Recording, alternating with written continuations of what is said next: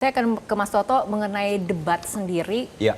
Itu seberapa signifikan berpengaruh, terutama karakter pemilih Jakarta yang disebut rasional? Ya, pertama debat kalau kita lihat di seluruh Indonesia memang cenderung akan lebih memiliki efek di kota besar. Selain karena akses, tingkat penerimaan, pemahaman juga lebih tinggi. Tetapi apakah itu bisa kemudian seketika mengubah sebuah hasil tren data yang misalnya sudah bisa membaca mana pemilih fanatik, mana pemilih masih mungkin berubah? Terus terang debat belum pernah menjadi faktor yang kemudian signifikan atau menjadi faktor primer. Kalau kita lihat misalnya pada saat kemarin Pilpres deh, paling banyak yang menonton debat itu 30% dari semua survei, dan dari 30% itu hanya 11% yang menyatakan akan mengubah pilihan setelah menonton debat.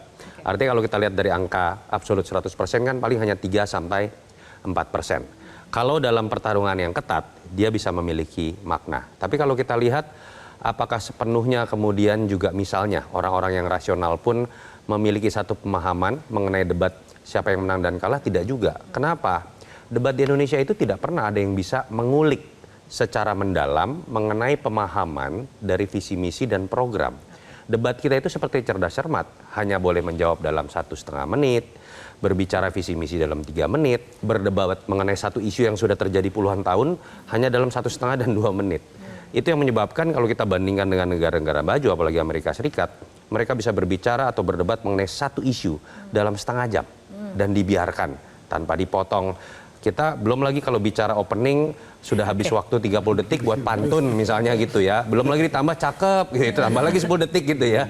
Dengan segala hormat saya, kita belum memiliki format debat yang memang sepenuhnya bisa menampung kerasionalitasan dari pemilih kita. Oke, dari Jakarta ke Jawa Tengah, Mas Toto, karena waktu sudah menunjukkan pukul 13, ini bagaimana situasinya, kira-kira siapa yang paling berpeluang nih? Karena hanya ada 2 pasangan calon kan? Saya pikir ini pertarungan yang bisa dikatakan cukup ketat ya, walaupun tadi kalau berbicara sebenarnya potensial personal branding, Andika ini dengan kapasitas karir politiknya lebih memiliki nama besar dibandingkan Pak Lutfi.